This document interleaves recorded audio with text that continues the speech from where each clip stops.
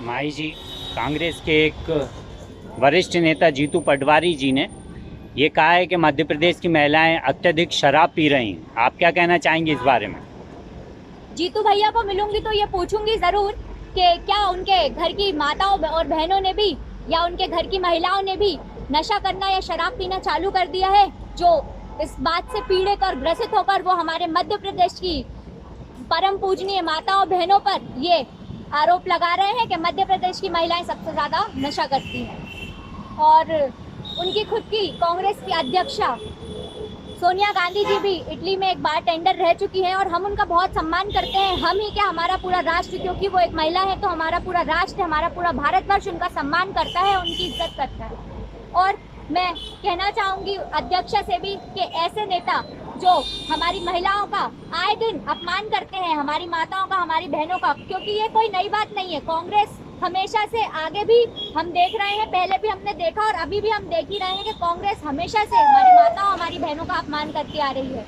और अब ये अपमान हम नहीं सहेंगे क्योंकि हम नारी हैं। और सबसे पहली बात तो मैं ये कहूंगी कि अध्यक्षा खुद भी इस चीज को समझे और ऐसे लोग, ऐसे नेताओं को हम हमारे भारतवर्ष तो क्या, हमारी दुनिया में ही नहीं रहने देना चाहिए, क्योंकि ऐसे नेता हमारे भारत क्या भविष्य बनाएंगे ये आगे चलकर। और ऐसी अगर बातें हमारे भारतवर्ष में हमारी महिलाओं के बारे में कही जाएगी तो ये अपमान तो हम कदापि सहन नहीं करेंगे, क्योंकि नारी है तो आज आने वाला कल।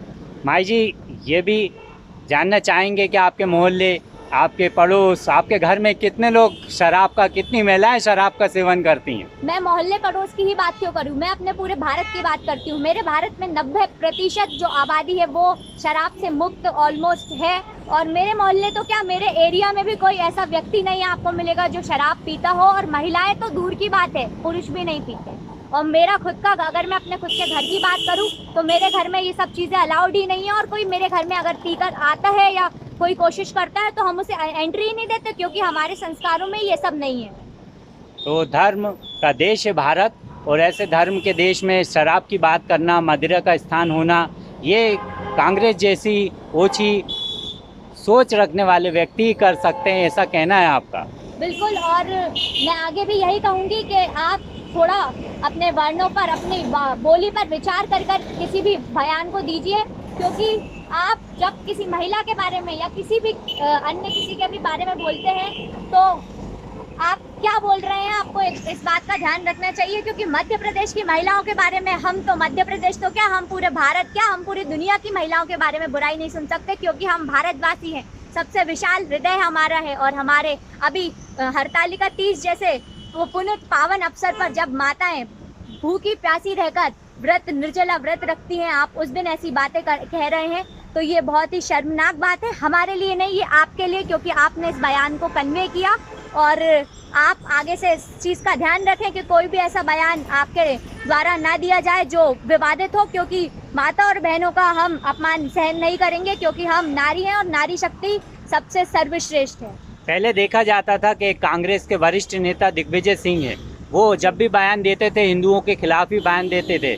अब ये दूसरी पीढ़ी कांग्रेस की पैदा हुई है जो हिंदुओं और महिलाओं के खिलाफ बोलना शुरू कर दिया है।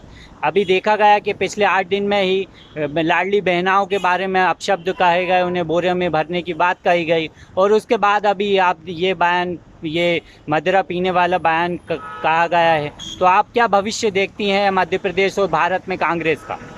अगर ऐसा ही चलता रहा तो कांग्रेस को सफाचट होने में, वैसे भी आदि तो साफ है, सफाचट होने में टाइम नहीं लगेगा, क्योंकि मध्य प्रदेश की हर एक बहन, हर एक बेटी के दिल में भाजपा बसती है। और भाजपा ने आज तक हमारे लिए जो भी किया वो अविस्मरणीय है। मैं प्रणाम करती हूँ हमारी भाजपा सरकार को कि इतने अच्छे उन्होंने जो है नए नियम चलाए। और हर एक बेटी आज जब पैदा होती है ना तो लखपति कहलाती है, क्योंकि हमारे शिवराज मामा जी ने स्टार्टिंग से ही उस बेटी को अमीर पैदा करवाया। कैसे?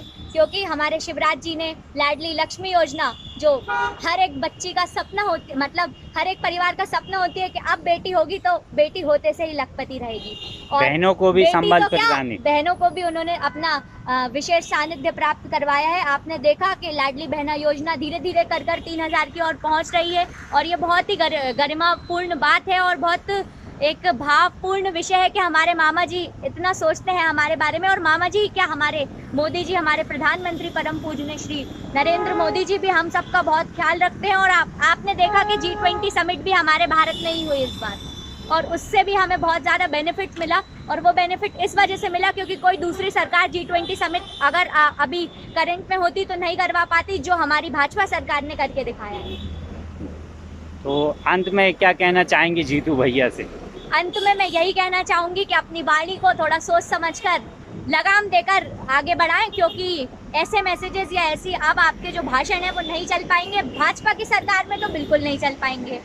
और एक आपकी अध्यक्षा से भी मेरी एक गुजारिश है, एक मेरा अनुरोध है कि ऐसे नेताओं को अपनी पार्टी से बर्खास्त कीजिए और आगे अगर आप कल्याण चाहते हैं अपनी पार्टी का, तो क्योंकि ये सारी चीज़ें तो हम बिल्कुल नहीं सह पाएंगे। और हम क्या, आपको भी नहीं सहना चाहिए, क्योंकि आप खुद एक महिला हैं और आप इन सब चीज़ों से पूरी तरीके से आपको हर चीज़ के बारे में पता है कि हमें कितनी सारी चीज़ें फेस करनी होती हैं।